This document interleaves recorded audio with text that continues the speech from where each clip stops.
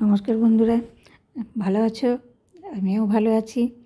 যাই হোক, আজকে আবার একটা নতুন রেসিপি নিয়ে এসেছি। এইটা তো এখন শীতের আগে এইটা জিনিস একটু না খেলেই কিন্তু নয়, খুব উপকারী জিনিস। এ নিয়ে এসেছি কি দেখো তোমরা, সজনা ফুলের পকোড়া। সজনা ফুলের ভর্তা, সজনা ফুলের বড়া, সজনা ফুলের ভাজা, অনেক কিছুই খেয়েছো। এবার আমি কি সিস্টেমে ভর্তার এই পকোড়াটা করছি সেটাই তোমরা একটু দেখো। পুরো প্লিজ তোমরা পুরো ভিডিওটা দেখো। আর যদি একটু ভালো লেগে থাকে প্রসেসটা বা আমার ইয়েটা, আর আমি কিন্তু সিম্পলের উপরে করি, যে কোনো মানুষ খেতে পারবে সেই সিম্পলের উপরে। অতিরিক্ত মশলা বা অতিরিক্ত তেল বা অতিরিক্ত কিছু দিয়ে করি না। এই যে আমি কিন্তু থোকাভাবে ইয়েগুলো ফুলগুলো কেটে নিলাম কাছে দিয়ে হালকা একটু লবণ হলুদ মাখিয়ে তাকে রেখে দিব কিছুক্ষণের জন্য। পাতাগুলোও কিন্তু রেখে দিচ্ছি, পাতাগুলো আমি পরে আবার বড়া করে খাবো। তো এবার আমি নিয়ে নিয়েছি 1 কাপ বেসন, 1 কাপ চালের গুঁড়ো নিয়ে ওর মধ্যে লবণ হলুদ সামান্য একটু চিনি দিয়ে আর সাদা তেল দিয়ে ভালো করে ওটাকে আমি ময়ামের মতো করে দিলাম। ময়ামের মতো করে দিয়ে এবার আমি দিয়ে দিলাম ওর মধ্যে একটু সাদা তেল দিয়ে দিলাম আমার একটু পেস্ট করে রাখা মশলা ছিল। মশলা হচ্ছে আদা, জিরে, লঙ্কা, এই ধনে, এই বাটা মিক্সিতে পেস্ট করা।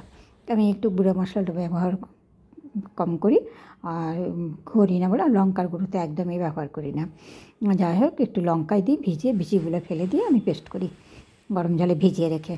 দেখবে যদি একটু কোনো সময় জিরে বা কিছু পেস্ট করো মিক্সিতে, তাহলে আগে একটু গরম জলের মধ্যে লঙ্কা আর পেস্ট করে ভিজিয়ে রেখে দেবে, দারুণ পেস্ট হবে।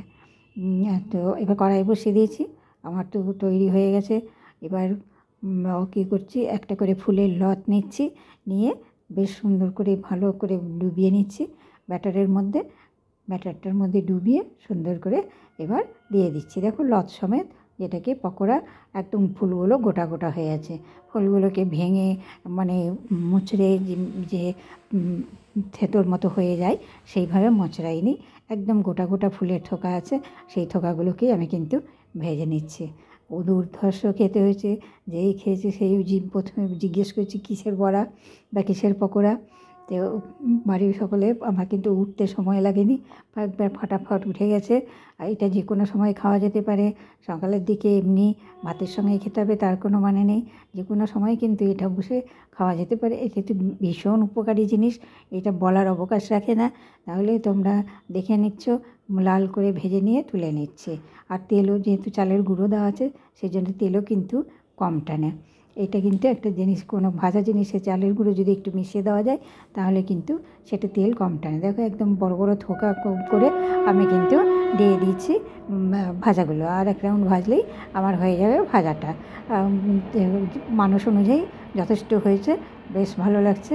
এর মধ্যে 2-1টা আমার খাওয়াও হয়ে গেছে, খেয়েও দেখছি দারুণ লাগছে খেতে। আর ভীষণ প্রেশারের জন্য তো ভীষণ উপকারী, ডায়াবেটিক রোগীর জন্য ভীষণ উপকারী, এই জন্য আমার জন্যও ভীষণ উপকারী। এই কারণে তো আমার ভাজা প্রায় কমপ্লিট হয়ে গেল। এবার পরিবেশন করা আর খাওয়া, যদি এমনি মুখ চালানো যায়।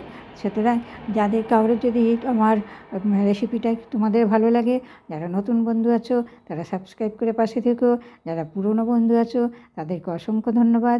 যদি ভালো লাগে চ্যানেলটা সাবস্ক্রাইব করে পাশে থেকো। তোমাদের ভালো থেকো, সুস্থ থেকো, সাবধানে থেকো, এইটুকুই তোমাদের কাছে রাখি। পরের ভিডিওতে দেখা।